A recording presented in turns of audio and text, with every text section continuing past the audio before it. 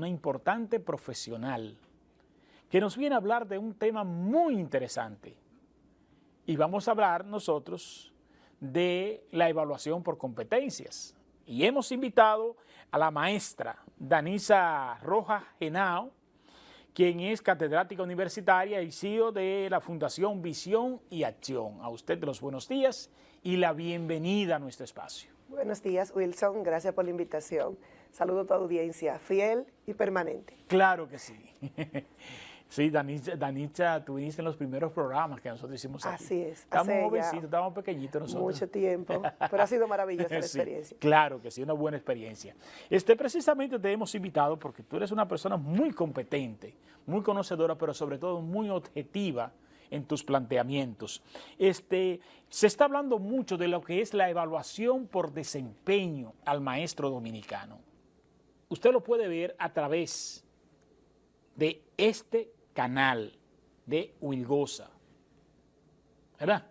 Entonces, así es que nosotros le vamos a pedir que por favor usted se suscriba a nuestro canal, denle la campanita y estará pendiente a y otras importantes conversaciones. Cuando hablamos de esa evaluación de desempeño, ¿de qué estamos hablando? Se habla mucho y realmente despierta mucha incertidumbre, mucha alegría, mucha esperanza en el docente, esa evaluación docente nacional. Esa evaluación lo que va a hacer es observar qué se está haciendo desde las aulas, cuál es el rol permanente, cuál es el compromiso del docente, y de muchas formas es una gran oportunidad, porque vivimos constantemente criticando que los recursos de 4% no están siendo bien utilizados, que se abren nuevas escuelas, pero no mejoramos en los rankings educativos. Hay un tema aquí, y el líder de esa aula es el docente, y pese a que muchas veces se le quiere echar la culpa a la familia, al Estado, o sencillamente al docente, este es un compromiso compartido. Eso es así porque, y comentaba contigo ayer de la importancia que tiene lo que es la pedagogía social. No podemos enseñar en un aula lo que en la sociedad lo estamos desaprendiendo. Tú sabes pero que eso sería ya otro tema. Es así, pero con relación a lo de la pedagogía social y ese compromiso de la escuela, como decía Freire, la escuela tiene que llegar a la gente.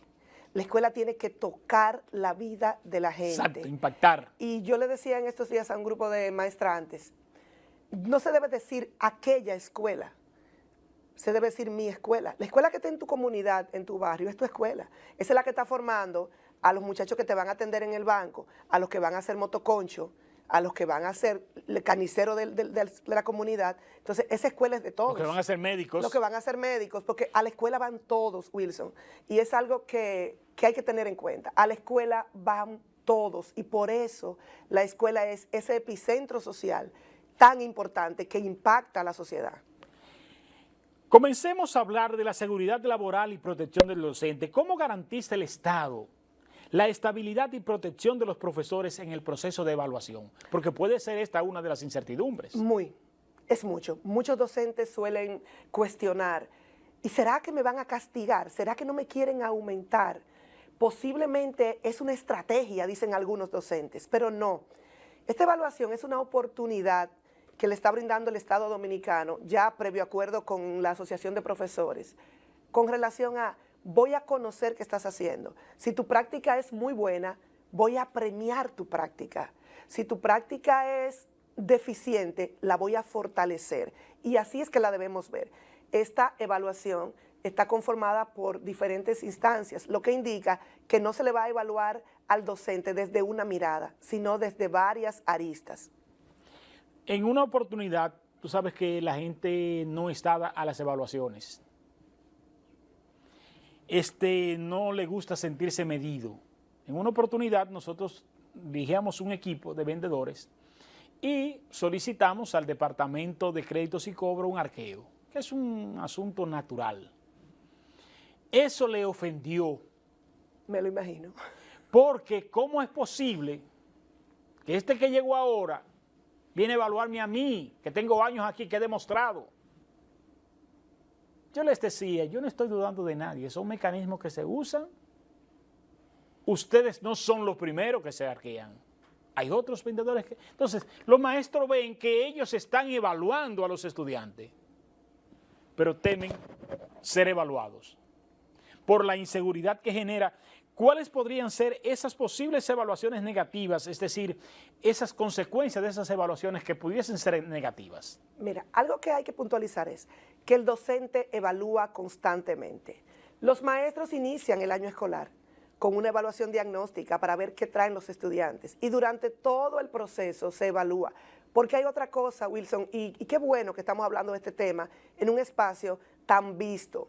No hay que tener temor por la sencilla razón de que el maestro conoce lo que es una evaluación. La evaluación es un proceso constante, dinámico, es un proceso que no viene a dañar, sino a mejorar. Cuando a ti te evalúan como docente, posiblemente tú tengas alguna situación y como tú bien dices, ¿cuáles son algunas? Muchos docentes se cuestionan, ¿y si yo no alcanzo?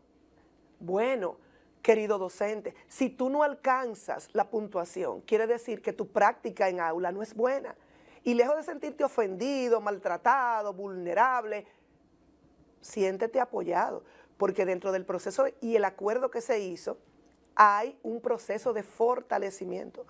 Docentes que no alcancen la cantidad necesaria serán docentes que podrán de muchas maneras recibir apoyo puntual que va desde 6 meses hasta 1 año de capacitación. O sea, ahí se erradican los discursos de a mí lo que quieren es dañarme, a mí lo que quieren es apoyarme para mejorar. Y hay una máxima que debe primar en todo docente. Después que usted se capacitó en cualquiera de nuestras universidades del país, en el área de pedagogía, entre 3 y 5 años, que es el promedio que dura la carrera docente para formarse, es imposible que usted no esté en capacidad de demostrar lo que usted hace diario con su grupo de niños delante de una comisión evaluadora. O sea, es imposible. ¿Cuáles son los criterios y transparencia de ese proceso evaluativo? Mira, la comisión evaluadora es trabajada desde el Ministerio de Educación con un apoyo del IDEICI, que es el Instituto Nacional de Evaluación e Investigación. Desde ahí se van a buscar evaluadores en el país, pero se van a buscar evaluadores de las diferentes áreas y eso es una fortaleza, que quizás no se ha hablado suficiente. A una maestra de inicial la va a evaluar una comisión integrada por personas de inicial, que son los que van a entender cuáles son los procesos que ella tiene que desarrollar en el aula. Además, es una evaluación conjunta, no es sencillamente el acompañamiento en el salón de clases, va a haber una evaluación desde la parte de la dirección de la escuela, del equipo de gestión. Hay una autoevaluación. Si yo te dije a ti en la evaluación que yo hago un procedimiento, se supone, se entiende que yo lo tengo plasmado y que yo lo voy a desarrollar. O sea, es una evaluación concatenada, por eso no debe haber temor. ¿Son criterios justos y adaptados entonces en su valoración los implementados para esa evaluación en las aulas dominicanas? Sí, son criterios actualizados, son criterios con una mirada real a la educación dominicana. Tú no puedes ir a evaluar al niño que está, a la maestra que está dando clase en la Loma del Chivo, como tú vas a evaluar a la maestra que está en el centro de la ciudad, de la capital. Lo que implica aquí es que cuando a ti se te presenta el proceso de evaluación, tú tomes tiempo para observar. Y si en ese momento, y eso es muy bueno, Wilson, decirlo, tú sientes que tu escuela no cumple con las características del contexto que se te está preguntando, tú decírselo al evaluador. En este ítem se me habla de tecnología. En esta escuela no tenemos energía eléctrica, estamos en una loma, no tenemos proyector, no tenemos televisor. Entonces, hay que llevar también a quien me está acompañando a que entienda dónde está. Es una evaluación muy completa. Muy completa, significativa, porque fíjate que tiene un componente de la coevaluación. ¿Qué dicen los que trabajan en mi escuela? ¿Qué observan ellos? ¿Soy yo puntual? ¿Soy responsable de mi planificación? ¿Son ellos objetivos con relación a su evaluación? Porque puede ser que mi coordinador, que mi director me dé, no 5 estrellas, 1 millón de estrellas. Pero la pregunta sería, cuando yo desarrollo mi práctica en aula, ¿estoy validando lo que ellos dijeron? ¿Estoy yo validando con la hora de firma lo que ellos observaron? Es una evaluación que implica no una mirada, es una heteroevaluación. Lo que quiere decir es que todo el que está en el sistema educativo va a evaluar. Hablaba usted de entrenamiento de 6 meses, un año. ¿Qué ofrece el Estado para que los docentes mejoren? Mira, hablamos muy a menudo y soy una persona muy crítica de las cosas que el Estado no hace, porque entiendo que hay muchas cosas que deberían estar mejor. Todavía tenemos escuelas sin terminar. Tenemos una lista de gente que pasó el concurso y no ha sido llamada, pero yo soy muy justa. El Estado ha hecho mucho por capacitar al docente dominicano. Aquí, desde INAFOCAN, desde el Ministerio, desde todas las instancias del gobierno, se le ofrecen permanentemente capacitaciones a los docentes, que van desde diplomados hasta maestrías. Y esas capacitaciones son gratuitas. Incluso se programan de manera tal que no afecten el desarrollo del docente en el aula. Y eso es maravilloso. Son programas que se imparten los domingos, otros los miércoles en la noche, los viernes en la tarde, los sábados en la mañana. ¿Son aprovechados por los maestros? Son aprovechados, pero hay aquí una disyuntiva, que es algo de lo que yo he hablado y lo hablo con mucho respeto, desde mi mirada como formadora de grado y posgrado. Y uso la palabra respeto y la subrayo para que no se malentienda. Hay aquí una disonancia. El maestro tiene posgrado, está capacitado, pero la práctica docente no siempre mejora. Hay una pregunta. ¿De qué nos sirve el comportamiento, el conocimiento si no imparte el comportamiento? No siempre mejora. Sí, hay casos maravillosos de centros educativos que tienen docentes muy preparados, que están llevando a sus estudiantes a otro nivel. Van a las olimpiadas, tienen presencia increíble, participan en paneles, la gran mayoría. Pero todavía hay un grupo pequeño que aún teniendo una capacitación de posgrado, no ha mejorado la práctica y a ellos hay que apoyarlos. Y este programa, esta evaluación nacional va a traer la oportunidad que luego el IDEICI va a programar cursos de 6, de 1 año en las universidades del país para apoyar a ese docente. Bueno, tu tema es con la disciplina, vamos a ofrecerte una capacitación en disciplina. Tu tema es con la pedagogía, la metodología, las estrategias. Vamos a ofrecerte un diplomado para que tú te puedas fortalecer. Porque quizás en la formación de grado muchos no pudieron obtener esas competencias, pero es deber del Estado seguir apoyando. Pero que también entonces hay que mirar a las escuelas de formación. Que Mira, ese sería otro capítulo. Ese es otro capítulo y tú tienes mucha razón. Hay que ver cuál es el acuerdo, cuál es la forma en que las universidades van a preparar, capacitar al maestro que va a ir al concurso y va a pasar. En redes sociales muchas personas me escriben y yo veo con frecuencia un mensaje que dice: yo fui al concurso y me quemé porque yo no entendí nada de lo que me preguntaron o me hicieron trampa. Yo entiendo que sería más lógico decir, ¿qué yo tengo para ofrecer al sistema educativo? ¿Y qué hizo mi academia por mí? Nosotros tenemos en el país universidades privadas que forman maestros. Tenemos la Universidad Autónoma de Santo Domingo que forma al 60% de los maestros del país. Tenemos los institutos que están en el país diseminados y que están formando maestros. Y yo pienso que hay muchas oportunidades. Hay una prueba, luego vamos a hablar de eso otro día, se llama prueba PASE, que es una prueba que valida de alguna manera a quienes quieren estudiar educación. Lamentablemente, hasta hace unos años, quienes estudiaban educación eran posiblemente las personas que entendían, déjame tomar una carrera que sea sencilla, que sea corta, y esto lacera mucho a mucha gente, pero nada más lacera a quien no tiene vocación docente.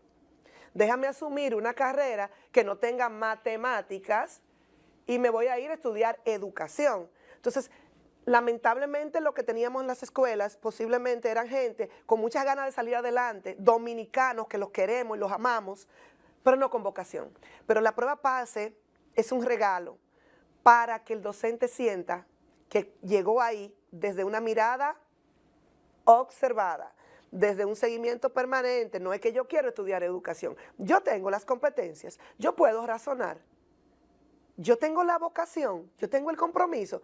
Porque imagínate, Wilson, que tú quieras mucho a un sobrino tuyo, a tu hijo. Yo tengo hijos, tú tienes hijos. Amo a mi hijo, lo adoro. Y mi hijo amaneció diciendo que él va a ser piloto. yo me montaría en un avión piloteado por mi hijo sin haber ido a tomar clases para ser piloto. Por más Yo que lo no. quiera, no hay forma. El amor es muy grande. Sí, pero... Porque entonces ahí prima otra cosa, que es el principio de supervivencia. Entonces la escuela dominicana es el único escenario común que tenemos los dominicanos para formar las personas que necesitamos en la sociedad. Y eso yo creo que es como la máxima. Es el único escenario común. A las iglesias las personas van segmentadas. A las fiestas la gente va segmentada. A las escuelas no. A la escuela va, posiblemente en un mismo barrio, a la escuela va el dueño de la compraventa y va también el que lleva las cosas a la compraventa. Entonces es interesante, es un escenario interesante. Aquí han habido diferentes escenarios en cuanto a la educación, porque la educación de muchos años atrás teníamos a Salomé Ureña, a Ercilia Pepín, que eran jóvenes pudientes que se dedicaban a la educación por vocación. Luego viene una etapa que el joven de campo que quería superarse tenía la escuela, el aula, como primer empleo. Ejemplo de eso, por ejemplo, fue mi papá, que nombró a medio guineal en el magisterio. Soy maestro, pero estudio Derecho. Soy maestro, pero estudio Ingeniería. Es decir, como ave de paso. Hoy ya tenemos personas que estudian magisterio para ser maestros y eso debe de aprovecharse. Y las escuelas deben de transformarse, porque insisto mucho en las escuelas de formación, porque ellas son las que se encargan de formar, no solo de aportar el conocimiento, sino de enseñar lo que es la pedagogía y la didáctica, que son dos elementos vitales para tú administrar el conocimiento que tú tienes y enseñarlo. Es un gran reto que las escuelas de formación de maestros se fortalezcan con una asertiva conexión entre el maestro actual y lo que se desea. Es como tú dices, la carrera docente exige mucho. Hoy día, afortunadamente, resultado de muchas luchas, de mucha valoración, de mucha evaluación, el docente es bien pagado. Sí, es cierto, y no vamos a entrar en esta disyuntiva de la canasta familiar, pero un docente dominicano con grado tiene un salario competitivo a cualquier área, pero un docente dominicano con posgrado tiene un incentivo extra que se le da con la intención de que él continúe mejorando su formación y mejorando su práctica en el aula. Yo creo que sí, que hay que establecer un diálogo entre las escuelas que forman maestros en el país, en las universidades, y el ministerio, con la intención de qué yo te estoy ofreciendo y qué tú estás evaluando. Imagínate qué interesante sería que al concurso de oposición fueran, como están yendo, cientos de maestros dominicanos, pero que no salieran con la tristeza de, a mí no se me evalúa justamente porque se me llamó a las 9 de la mañana y entré a la 1, ya automáticamente tú estás bloqueado. Pero muchas veces se le preguntan sobre cosas que el maestro no conoce. Nuestras escuelas de pedagogía, nuestras escuelas de educación, en el caso de nuestra UAS, que es la que más forma, nuestra Facultad de Educación, tienen que seguir actualizándose, ofreciéndole esa mirada respetuosa al docente, porque es hasta injusto que una persona que estudia educación se vaya a evaluar para un concurso de oposición, porque algo interesante que yo siempre le digo a los estudiantes de educación, el primer escalón de un estudiante de educación es la escuela pública.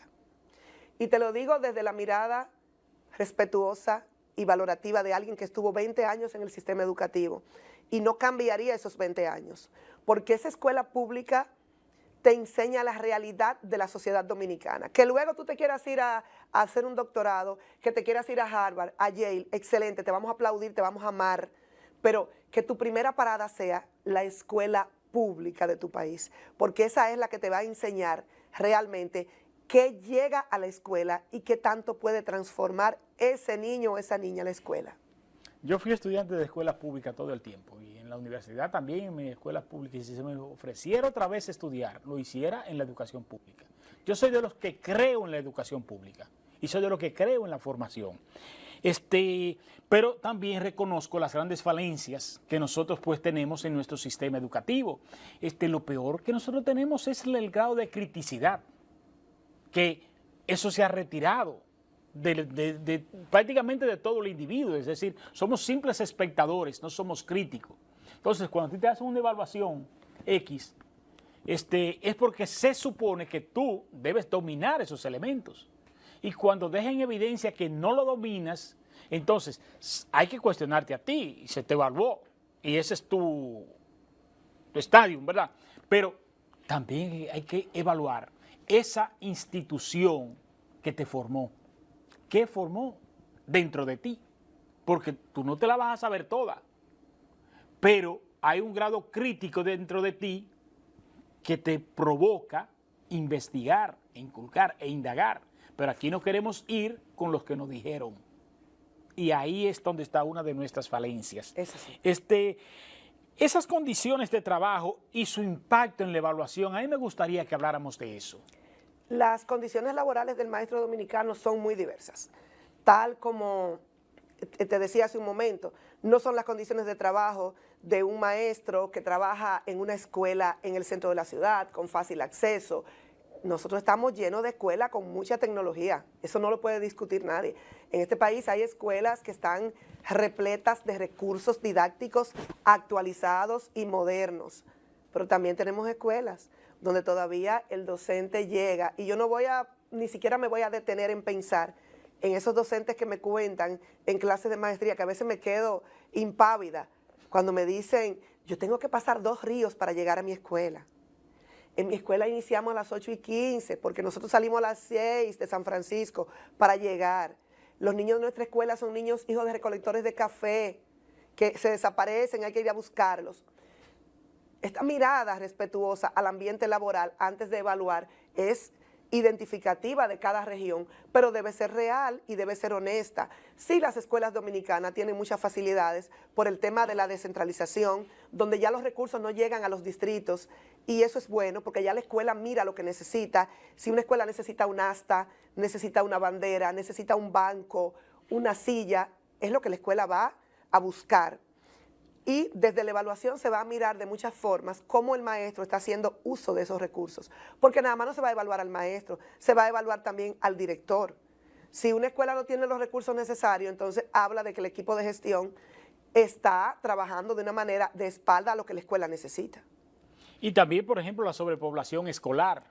En los multigrados, que no sé si todavía podrían existir escuelas que... Existen las EMI, escuelas multigrado. Mira...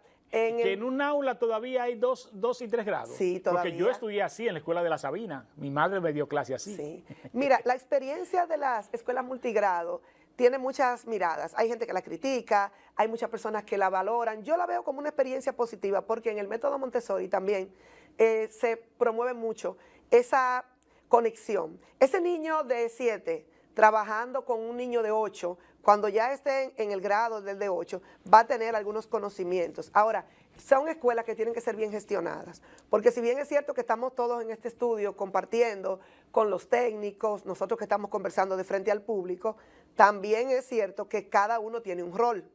Y si ese rol es bien llevado, pueden ser muy funcionales y también van a ser evaluados. Y peor es la sobrepoblación. Mira, porque esa sí es grave. Nosotros tenemos un tema con la sobrepoblación estudiantil a nivel básico, pero a nivel universitario igual. Aquí hay un tema fuerte con la mirada de que la escuela quiere recibir a todos, la escuela tiene que recibir a todos. Y aquí hago un paréntesis, Wilson, también con relación a quienes tienen condición especial. La escuela tiene, subrayo, tiene que recibirlos a todos, porque acabamos de decir que la escuela es un pequeño epicentro de la sociedad. Entonces, la sociedad no pone letreros en los supermercados, en los autobuses que dicen, aquí no se montan los que no pueden caminar, aquí no pueden llegar ni comprar los que no ven o los que no pueden hablar. Y la escuela tiene que recibirlos a todos. Pero hay un tema con recibirlos a todos, y es que aquí hay una cantidad de estudiantes por grado que hace muy difícil el proceso. El proceso de enseñanza necesita de ciertas condiciones, exige de una escuela que pueda ofrecer un apoyo personalizado. Los niños van a las escuelas para que el maestro se le acerque y le pregunte, ¿qué necesitas que te ayude? ¿Comprendiste? Excelente, qué bien lo estás haciendo. Vamos a continuar ahora con la siguiente lección. Vamos a repetir esta lección porque nos puede quedar mejor todavía. Pero cuando un profesor tiene 40 estudiantes en un aula, tiene que impartir docencia, planificar, ejecutar un plan de acción, apoyar a cada estudiante, es cuesta arriba y no es ajena la expresión magisterial, me traje el trabajo de la escuela, del liceo, del Politécnico, el fin de semana para poder terminar, porque de lo contrario no puedo llegar con ella a tiempo en la semana.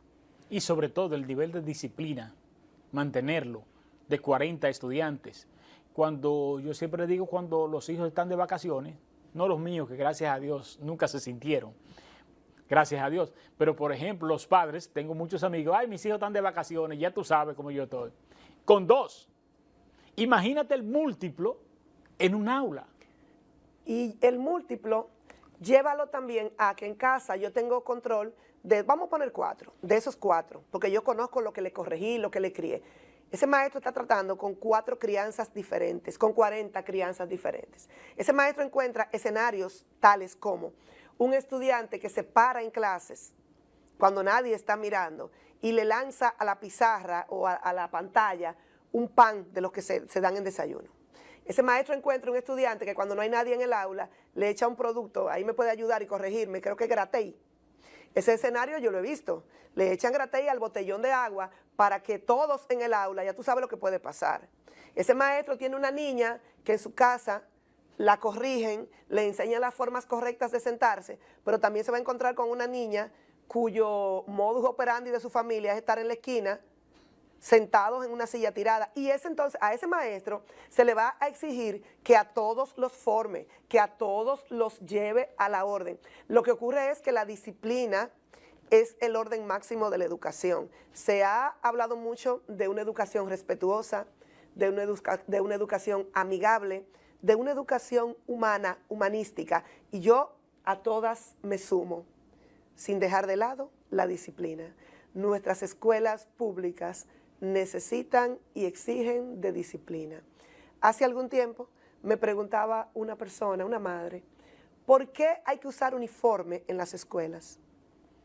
Y yo le decía, porque es el principio lógico por el que los niños que llegan a las escuelas públicas empiezan a entender que la escuela es un espacio diferente a la casa. Si yo mando a mi hijo todos los días, como lo mando al patio de la casa y lo mando sin un uniforme, él no va a entender que tiene que tener un comportamiento de acuerdo al lugar donde está. Eso es muy cierto. Ahora bien, ¿cómo impacta ese fenómeno a la evaluación del maestro? Es decir, óyeme, no es mi culpa que me pongan a trabajar con 55 estudiantes en un aula, no es mi culpa que allí tú como Estado, me permite un colmadón con tragamonedas, que tú como Estado, que me está evaluando, me permites que al salir hayan 4 bancas de apuestas y tú quieres que yo te eduque los estudiantes como es. ¿Cómo impacta esto a la evaluación del maestro? Porque es al maestro que se va a evaluar. Impacta de manera muy significativa y realmente es aquí donde una se pone los zapatos del maestro, que tiene que enfrentarse, como bien tú lo has dicho, a un evaluador que viene con una ficha, con ítems, exacto, que me va a mirar dar clases en un grupo donde yo tengo 30 estudiantes, de los cuales muchos de ellos se me duermen en el aula porque se acuestan jugando o en el chat, de los cuales muchos de ellos no respetan a su abuela, que es con quien viven, porque no conocen a su mamá que los dejó cuando eran pequeños. Donde yo tengo en esa aula niños que no tienen sentido de lo que son los límites, y sí, impacta. Y llegado el momento, es muy importante, y a ti te hablo, maestro, que tú le digas a tu evaluador, buen día, bienvenido, usted me va a evaluar, esta es una aula con un comportamiento de tal tipo. Si tú tienes que decirle que el comportamiento de tus estudiantes no responde necesariamente a la disciplina, no tengas miedo de hacerlo, porque tal como lo ha dicho Wilson, es el Estado el que permite que los menores vayan a los DRIM. Ustedes vieron el video que se hizo viral de las niñas de Santiago, o sea, con la naturalidad que ellas decían, estábamos en el DRIM. Es el Estado el que permite exacto, que le pongan música antisonante en un barrio, en la esquina de un colmadón hasta las 3 de la mañana. Entonces, es también el Estado el que ha permitido que muchas cosas que no son correctas formen a estos niños que están en las escuelas. Y tú no me estás formando, tú no me estás evaluando en una escuela de Suiza, donde una vez leía un reportaje que los camioneros de Suiza escuchan a Vivaldi. Digo, bueno, es normal, los camioneros dominicanos escuchan a Luis Vargas y a Toquicha. Sí. ¿Por qué? Porque aquellos están expuestos a música clásica desde la escuela pública y estos están expuestos a música urbana con malas palabras también de la escuela. Violenta, que promueve la inequidad social, pero también estos están expuestos. Cada quien canta a lo que estuvo expuesto. Eso es así. Esa parte psicológica, la parte emotiva del maestro, esa psicoemocional tan importante del individuo, ¿verdad? ¿Cómo va a ser evaluada? Mira, dentro de la evaluación habrán ítems, he llegado a su momento, que van a evaluar esa parte. Lo primero que el docente tiene que entender es, usted es un docente, usted demostró en el concurso de oposición que usted tiene capacidad. Ya eso para usted es un plus. Después de eso, recuerde que usted conoce esa aula y que usted es un líder en esa aula y que en ese espacio educativo nadie conoce más a esos niños, esa niña que usted. Y si usted ve que hay una niña que se va a parar, que va a hacer algo inadecuado, usted tiene el poder como docente de decirle, no he terminado de explicar la clase. Si empiezan a topetearse, los niños hacen eso mucho, porque hay un tema con la conducta, el aprendizaje y el ser notado. Eso que vemos en la sociedad dominicana, cuando un muchacho de los que cantan empieza a decir mala palabra para pegarse, entre comillas, es lo que hacen los niños en las escuelas. O sea, a mí no se me toma en cuenta porque soy un buen estudiante, déjame hacer algo para que me tomen en cuenta, para que me vean. Si tú ese día como docente sientes que la carga es mucha, respira, llénate de tranquilidad, ellos van a llegar en cualquier momento, pero tú estás en un espacio que tú conoces. A ti no te llevaron con niños de San Juan, Puerto Rico, tú no estás en Italia, tú estás en República Dominicana y hay algo que se llama el sujeto del maestro en el contexto, que es mira tu escuela, mira tu aula, mírale la cara a tus estudiantes. Si tú eres el maestro que todos los días dice buenos días y saluda, ellos te van a responder. Ahora, si tú no saludas y entras con el marcador en la mano, ya tú sabes que ese día no te van a responder. Tus estudiantes son la comunidad con la que tú trabajas diario y ese evaluador es un visitante. Entonces no hay que tener temor, hay que manejar la ansiedad. Ese tema me tiene preocupada porque recibo a diario preguntas y mensajes que hablan de ansiedad. La ansiedad es el miedo por el futuro. Yo soy orientadora escolar y siempre se ha visto este proceso en las escuelas. También docente, recuerda, a ti te evalúan siempre. Cuando el técnico distrital, pero vamos a empezar por el coordinador. Cuando el coordinador se sienta en tu aula y revisa tu registro y te pregunta, muéstrame la planificación, ¿te está evaluando? Cuando tú eres visitado por un técnico distrital y te solicita evidencia de tu trabajo, te está evaluando. Cuando el técnico regional te visita, te está evaluando. Pero no le temen a la consecuencia, porque no la hay. Bueno, en este caso, te voy a decir algo que yo utilizo mucho en mi vida diaria, y es el ejemplo del DGCET. ¿Por qué nos duele tanto la multa? Porque la multa es económica. Sí. ¿Por qué tenemos temor a la evaluación? Porque hay 6 categorías, Wilson. Que de eso vamos a hablar, de eso vamos a hablar. Es fuerte la cuestión. Esa visión chelística, no financista, sino chelística que tenemos en la cabeza. Decías, por ejemplo, y es cierto, hay estudiantes que quieren sobresalir y por eso molestan, pero también hay estudiantes que los sometemos a un nivel donde ellos están por encima, por su grado cognitivo, y los queremos condenar a una dosis de conocimiento que está por debajo de la que ellos demandan. Y entonces se miden como estudiantes indisciplinados, como malos estudiantes, cuando es que el coeficiente de inteligencia de ese niño está por encima del conglomerado. Eso es un asunto, por eso es que la población, la alta población en las aulas es tan cancerígena para el sistema educativo. Mira, nosotros en República Dominicana, dentro de la ley de educación, no tenemos ninguna figura relacionada a los superdotados. Nosotros no tenemos. Hay lugares en el mundo, bueno, los países del primer mundo, está de más decirlo, tienen escuelas. Yo tuve la oportunidad de visitar en Madrid una escuela para niños con superdotación, una experiencia maravillosa, observar cómo esos niños se manejan. Exacto. Algo que no tenemos en República Dominicana. Aquí teníamos lo que era la promoción automática, que es una figura que afortunadamente desapareció, y yo le pongo el afortunado como adjetivo, porque aquí lo que hacía el sistema era que te ponía un niño de 6, que debe estar en primero, en tercero con niños de 8, porque él tenía buena memoria, pero eso era lo único que se evaluaba de ese niño. Sí. Entonces cuando yo ponía ese de 6 con el grupo de 8, iba a escuchar conversaciones que no eran para su edad. Y ahí decían las madres, esta niña tiene un agentamiento en buen dominicano, está alzado, no es que está agentado, es que está con niños que no son de su edad.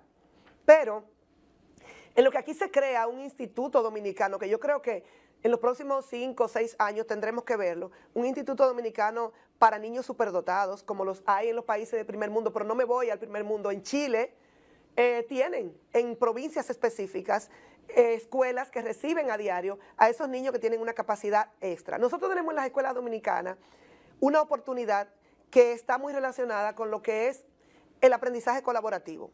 El buen maestro, Wilson, y tú lo recuerdas cuando estudiabas, cuando yo estudié en las Guaranas, los recuerdo. Cuando tú estudiaste en el Guineal, los recuerdas. Y si nosotros hiciéramos uso del hilo de la memoria, todos los que están viendo en este momento esta entrevista van a recordar ese maestro que tú tenías, que lograba todo contigo, sin gritar, solo mirándote. El buen maestro hace uso del aprendizaje colaborativo, diciéndote, como tú tienes tanta capacidad que terminaste tan rápido las matemáticas, me vas a apoyar a este compañero, porque yo sé que contigo. Mira, el aprendizaje colaborativo es una oportunidad que se ha ido perdiendo en la educación dominicana, porque yo tengo en el aula a ese que tiene, como tú dices, un muy buen aprendizaje, que a veces se combina buen aprendizaje, una conducta excelente, que viene de una crianza y una formación maravillosa, que no tiene nada que ver con papá y mamá. Eso tiene que ver con que en casa hay un adulto, abuelo, una tía, una madre divorciada, un padre viudo que está entregado a criar. Y digo que no tiene nada que ver porque se ha vendido mucho el modelo de papi y mami para que las cosas funcionen. No es necesario papi y mami, hace falta un adulto. A veces el adulto es un hermano de 21 que está criando a una de 6 porque los papás se fueron por la vuelta. Pero ese adulto responsable hace la diferencia. Entonces, cuando yo como maestro uso, en el buen sentido de la palabra, los conocimientos que ese niño tiene para apoyar mi clase, yo la enriquezco. Pero el maestro malo, el maestro con poco amor propio, se asusta y dice, este muchacho sabe demasiado. Quiere saber más que yo. No quiere saber más que tú, porque tú te educaste en pedagogía. Ese niño lo que hace es que en su casa busca información del tema que se va a ver en la escuela y yo puedo aliar a ese niño como un apoyo en mi clase. Eso es muy cierto, pero hay una parte que nosotros no podemos dejar a un lado, y es el dogma del liderazgo en la enseñanza.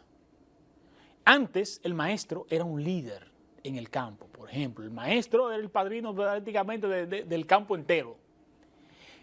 Hoy el maestro ya no es el líder en el aula, pero tampoco yo soy el líder de mi casa como padre, porque ahí es donde hemos caído como sociedad, que hemos atomizado tanto que ya ni la familia es el núcleo de la sociedad, pero tampoco hemos invertido en el desarrollo humano del individuo para que aprenda a comportarse en el conglomerado. Pero ese liderazgo natural tan importante es ahí uno de los principales espacios de desarrollo del docente. Yo creo que tú me has invitado para ponerme en el paredón en esta entrevista, porque ese tema del liderazgo magisterial es un tema que a mí me es muy sensible. Este año el Ministerio de Educación, cada año el Ministerio escoge un tema específico para trabajar. Este año trabajó las emociones y yo digo que pido mucho a Dios, y se lo he dicho mucho a mis amigos técnicos nacionales, viceministros, que a veces compartimos docencia, y le digo, por favor, trabajen el liderazgo magisterial. El liderazgo magisterial es la gran oportunidad que tiene la escuela pública de salvarse. ¿Tú te imaginas lo que significa un maestro? Yo tuve una maestra que se llama Oneida García, que mi maestra nos decía a nosotros, con un porte de maestra en la escuela pública, yo no estoy hablando a ustedes, en la escuela pública, ella nos decía, párese derecha, sostenga el libro de esta manera. Cuando a ti te tocaba leer frente a la pizarra y tus compañeros, tú sentías internamente que tú ese día eras la estrella del aula. Y si te corregía lo hacía con altura y cuando te felicitaba lo hacía con gallardía. El maestro dominicano, y tú bien lo dijiste hace un momento, no siempre entró al sistema educativo por vocación. Frecuentemente trato estos temas y mucha gente se ofende, se siente lacerada, maltratada. Hubo una que me dijo, usted no piensa como maestra. Y yo le respondí, yo siento como maestra. ¿Por qué siento como maestra? Porque el maestro que tiene liderazgo en su aula se desplaza. Y el que se desplaza, Wilson, mira todo, valora todo, disfruta todo, aplaude todo y corrige con entereza. El maestro que no se cree líder en el aula siempre vive desplazado por el estudiante. Constantemente usa términos como, yo digo, los términos que usa el maestro con poco liderazgo son claros. Yo no puedo con fulano, ya fulanita me tiene agotada. Sáquenmelo de aquí. Para la dirección, para la biblioteca. Lo llevan al departamento de orientación, lo llevan a la biblioteca, lo llevan a la dirección. El maestro líder lo mueve despacio. Siéntese aquí. ¿De qué usted conversa con su compañero? Cuéntele a la clase completa. El maestro líder se desplaza y hace que los contenidos sean diferentes. El liderazgo magisterial, lamentablemente, ha sido permeado por muchas cosas. Los inicios, ustedes conocen la década de los 80, donde el maestro dominicano se tuvo que ir porque no era suficiente el sueldo. Sí. Pero en el 2000, 2005, llegó una camada a través de la habilitación docente a las escuelas públicas de profesionales de otras áreas que luego de capacitarse con un diplomado, llegaron a la escuela, lo que significa que la escuela no es tan mala. El sueldo mínimo en República Dominicana, 14.800, por ahí que anda. Sí. Un maestro te puede ganar mínimo en una escuela pública 60,000 pesos, sin sus seguridad incentivos. Laboral. Seguridad laboral, un mes completo de vacaciones porque es un profesional y es tratado como tal. Tiene su seguro médico, tiene facilidades dentro del mismo sistema de capacitarse. Una maestría ronda los 250,000 pesos. Un diplomado está cerca de los 80, 100,000 pesos y esas cosas son a diario ofrecidas a los maestros. Gratuitas. Gratuitas, con oportunidad. Si es viernes, te deben dejar salir. Si es virtual, te deben permitir conectarte en ese horario. Entonces, yo te estoy hablando de un maestro que al llegar con baja estima, permanecía con baja estima y no se creía líder. Pero ahora hay un cuestionante y no la voy a responder, te la voy a dejar a ti como amigo, entrevistador. Wilson, ¿cómo es posible que si el maestro dominicano tiene más incentivos económicos en este momento, más oportunidades de capacitarse, no mejore la práctica docente? No te hagas. Papi Juan, te hablamos. Mira, aquí eso amerita un estudio. Aquí se le tiene mucho temor a dos palabras: estudio e investigación. Aquí no se investiga, aquí se averigua. Bueno, aquí esto amerita un estudio profundo. Yo lo decía en la lucha del 4%, que yo fui de las personas que enarbolé esa lucha. No por la USAID, sino por mi país. Por si acaso, ¿verdad? Por si acaso, exactamente. Y yo decía, no es un asunto solo de recursos, pero los recursos nos puede aproximar porque también era muy rico lo que está pasando en salud, sí. Es muy rico lo que el Estado le aporta al sistema. Pero es que todos tenemos que poner el 4%. Es que los propios medios de comunicación, aquí nosotros nos damos el lujo de poner prácticamente el 100%. Porque hasta los comerciales que tú ves ahí, ninguno puede reñir con el medio ambiente ni con los principios éticos y morales de la sociedad. Hasta los comerciales que yo paso por ahí. Ahí tú no ves un comercial que te vaya a promover a ti algo negativo para la sociedad. Pero hasta los programas, los medios de comunicación, las empresas, todos debemos de poner ese % a la educación. Y no lo estamos apostando. Este es un asunto mucho más profundo de lo que muchas veces nosotros pues lo vemos. Ahora bien, volviendo a nuestro cuestionario, a lo que nos importa, para llamarlo así de una manera, para no meternos en conflicto, ¿quiénes pueden ser los más afectados durante esta evaluación? Muy buena pregunta. Los docentes que no tengan su planificación actualizada de acuerdo a los requerimientos del ministerio, docentes que no hayan conectado con su clase, o sea, estos docentes que dan la clase y sencillamente se retiran del aula y ya no dan seguimiento. Los docentes que tengan dificultades con la disciplina y sobre todo el docente que tenga poca confianza en sí mismo, porque ese docente va a ser notado por el evaluador de inmediato y ahí comenzarán las X. Es decir, hay una parte psicológica muy importante que solo el docente puede coger y manejar. Porque si está haciendo lo que está haciendo y lo dice, yo trabajé en este proceso en lo que fue la ISO en 2 empresas, eso es sencillamente usted decir lo que hace y hacer lo que dice. Demostrarlo, punto. Es eso solamente.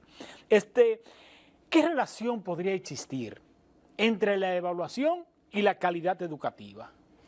Porque hay muchos proyectos que se hacen, mira lo que hacen los técnicos, van y evalúan, viene este y hace tal cosa. ¿Qué se aspira?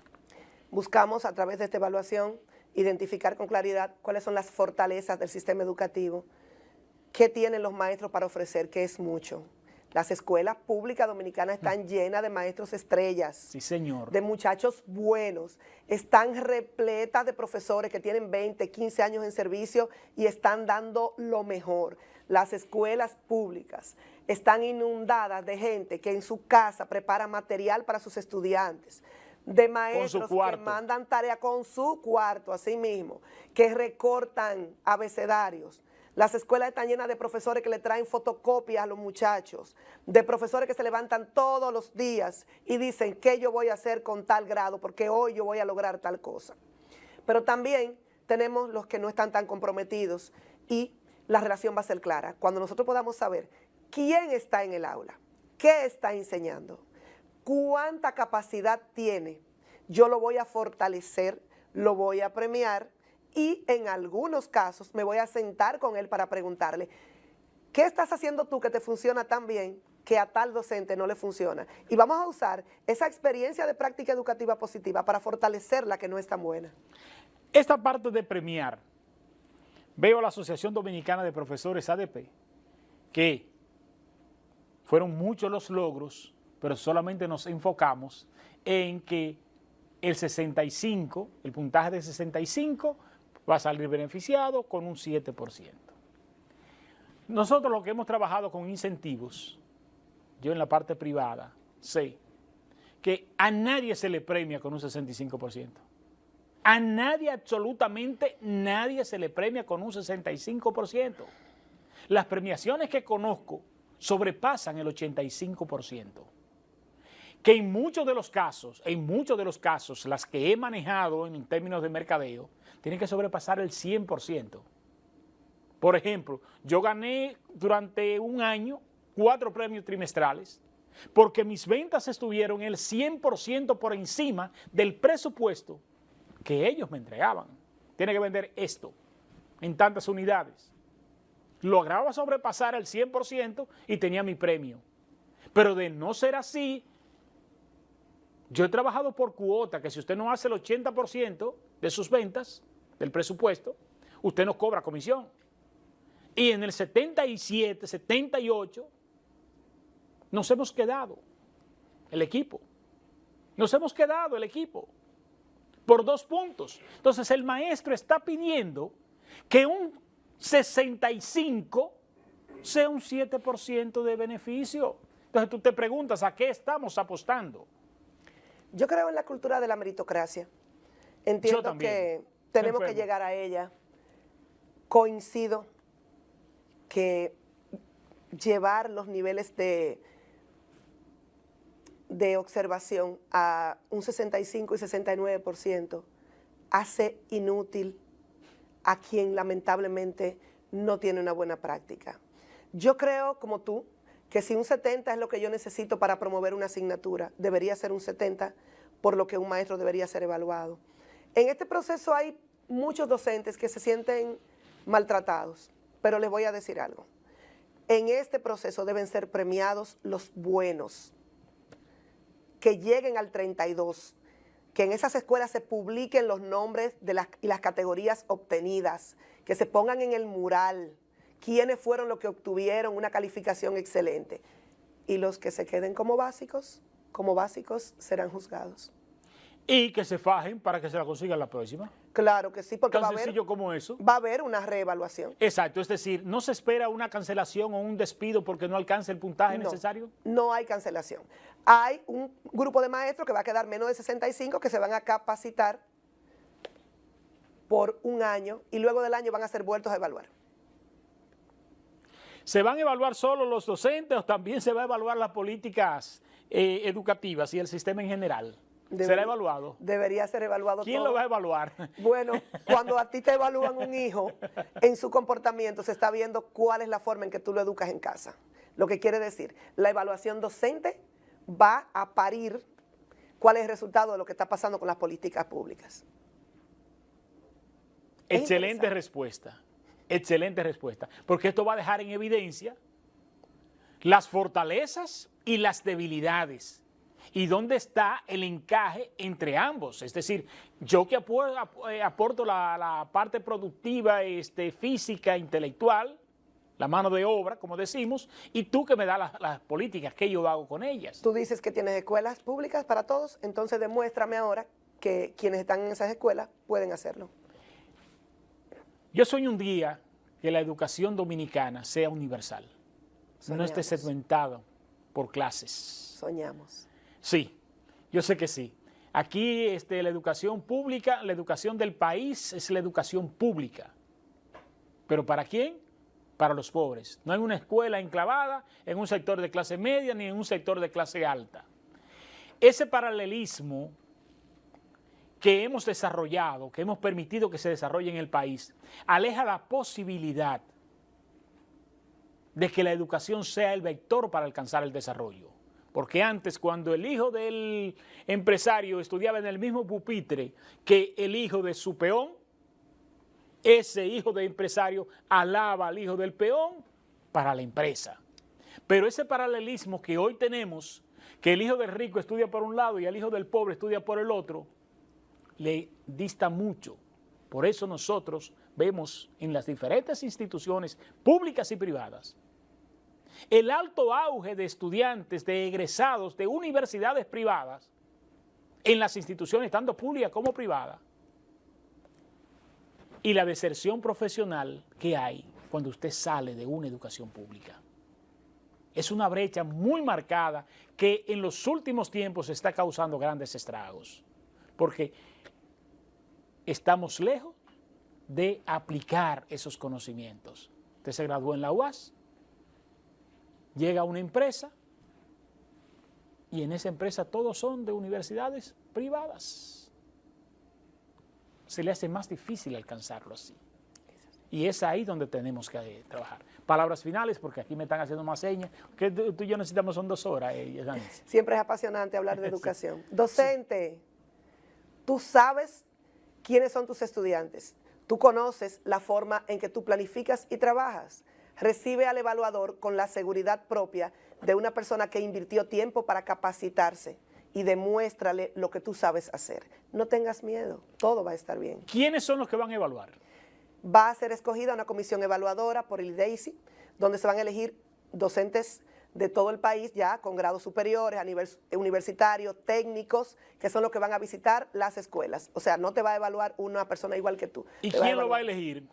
Lo va a elegir el IDEICI, que es el Instituto Dominicano de Evaluación e Investigación. Es decir, que no hay que ir a la oficina no, a los compañeritos no, los compañeritos no van a ir. Ok, ya. Capacidad. No, porque yo iba ya. Sí, no, los compañeritos están mandando currículum ya, pero ellos no van.